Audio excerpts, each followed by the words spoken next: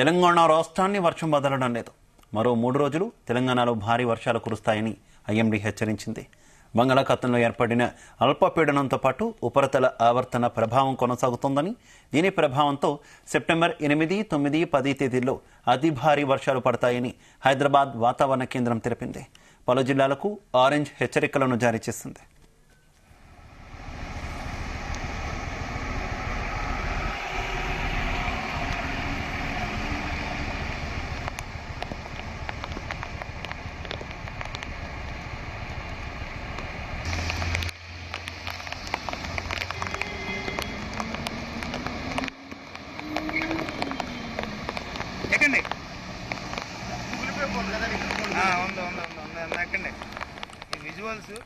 తెలంగాణ రాష్ట్రాన్ని వర్షం వదలడం లేదు. మరో 3 రోజులు తెలంగాణలో భారీ వర్షాలు కురుస్తాయని ఐఎండీ హెచ్చరించింది. బంగాళాఖాతంలో ఏర్పడిన అల్పపీడనంతో పాటు ఉపరితల ఆవర్తన ప్రభావం కొనసాగుతోందని, దీని ప్రభావంతో సెప్టెంబర్ 8, 9, 10 తేదీల్లో అతి భారీ వర్షాలు పడతాయని హైదరాబాద్ వాతావరణ కేంద్రం తెలిపింది. పలు జిల్లాలకు ఆరెంజ్ హెచ్చరికలను జారీ చేసింది.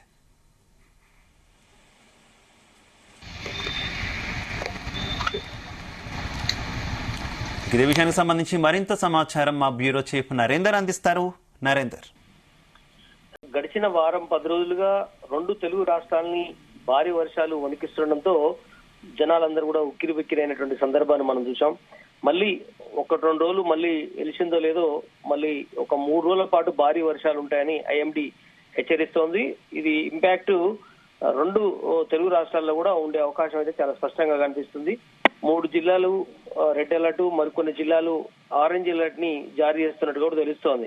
దీని ప్రభావంతో ప్రధానంగా బంగాళాఖాతంలో ఏర్పడినటువంటి ఇంపాక్ట్ వాయువ్య దిశగా వివిధ జిల్లాలకు, ముఖ్యంగా ఉత్తర ఒడిశా నుంచి జార్ఖండ్ గాని ఛత్తీస్గఢ్ మీదుగా ఇటు 2 తెలుగు రాష్ట్రాల వైపు వస్తున్నట్టుగా కూడా మనకు తెలుస్తోంది. ఐఎండీ హెచ్చరిస్తోంది. ఇవాళ తో పాటు రేపు సోమవారం మొత్తం 3 రోజుల పాటు భారీ వర్షాలు ఇటు తెలంగాణలో కురిసే అవకాశం ఉన్నట్టు కూడా తెలుస్తోంది.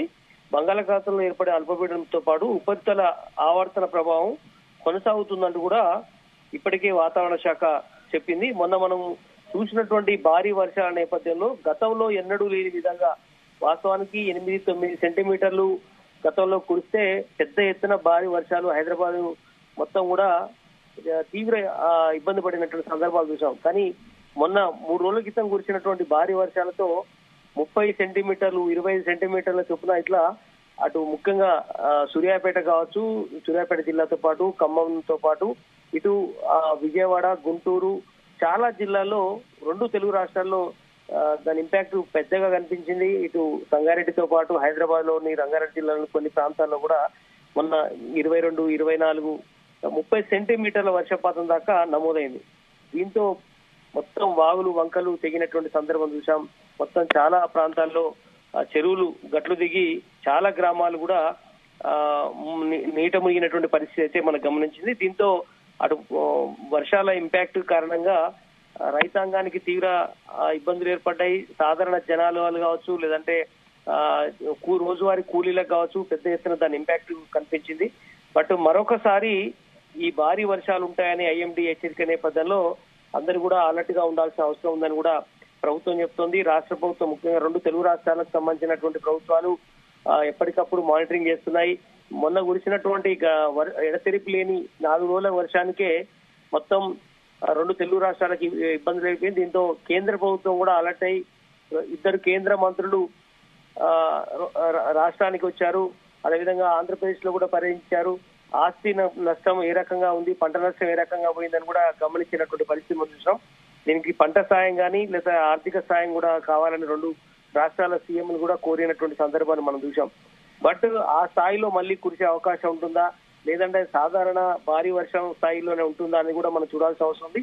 ప్రస్తుతం అయితే ఆంధ్రప్రదేశ్ లో 5-6 జిల్లాలు, కొత్త జిల్లాలతో పాటు తెలంగాణలో ఒక 3 జిల్లాలు భారీ వర్షాలు కురిసే అవకాశం ఉందని అయితే మనకు వాతావరణ శాఖ నుంచి అందుతున్నటువంటి సమాచారంగా మనం చూడాలి. ఖచ్చితంగా అందరు కూడా అలర్ట్ గా అయితే ఉండాలి. నరేందర్, గతంతో పోల్చుకుంటే ఈసారి కొంత భారీ ఎత్తునే తెలుగు రాష్ట్రాల్లో వర్షాలు పడుతున్నటువంటి పరిస్థితి కదా. ఏంటి ఈ ఈ స్థాయిలో వర్షాలు పడడానికి సంబంధించి వాతావరణ శాఖ అధికారులు ఏమైనా విశ్లేషిస్తున్నారా, చెబుతున్నారా? అంటే ప్రస్తుతం వాతావరణంలో వచ్చినటువంటి మార్పుల గురించి వారు ఏం చెప్తున్నారు? ఎగ్జాక్ట్లీ శివ, ఎందుకంటే గతంలో 30 ఏళ్ల క్రితం కురిసినటువంటి భారీ వర్షాలు ఏదైతే ఉందో కుండపోత వర్షాలు, అది మళ్ళీ 25-30 సంవత్సరాల తర్వాత మళ్ళీ తెలంగాణలో కానీ ఇటు ఆంధ్రాలో కానీ దాని ఇంపాక్ట్ కనిపించింది. ఎందుకంటే గతంలో అలుగు పోసినటువంటి సందర్భం 25-30 ఏళ్ల క్రితం గ్రామాల్లోకి పెద్ద ఎత్తున నీరు చేరడం, ఇండ్లు కూలిపోయే స్థాయికి రావడం, వేల కోట్ల రూపాయలు నష్టపోయినటువంటి సందర్భం ఆనాడు చూసాం. మళ్ళీ ఇప్పుడు అదే రిపీట్ అయినటువంటి పరిస్థితి. దీనికి కారణం గ్లోబల్ గా మొత్తంగా వాతావరణంలో మార్పులు కావచ్చు, లేదంటే ప్రకృతి వైపరీత్యాలు కావచ్చు, ఇట్లా వివిధ రకాల కారణంగా ఇదంతా వచ్చిందని కూడా ఇప్పటికే శాస్త్రవేత్తలు కావచ్చు ఇదంతా విశ్లేషిస్తున్నారు.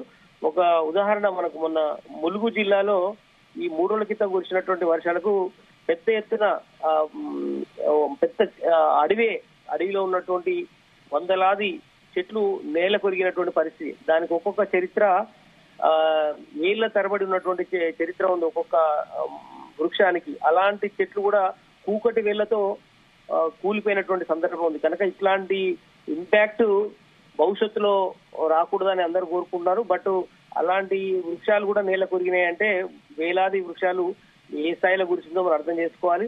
కనుక ఇట్లాంటిది ఇంపాక్టే మనకు 2 తెలుగు రాష్ట్రాలు, ఆంధ్రప్రదేశ్ ఇంకా కూడా కోలుకోలేదు. ఇటు ఖమ్మంలో కూడా ఇంకా చాలా మండలాలు ఇంకా నీట మునిగే ఉన్నాయి, ఇంకా అసౌకర్యం ఉన్నారు.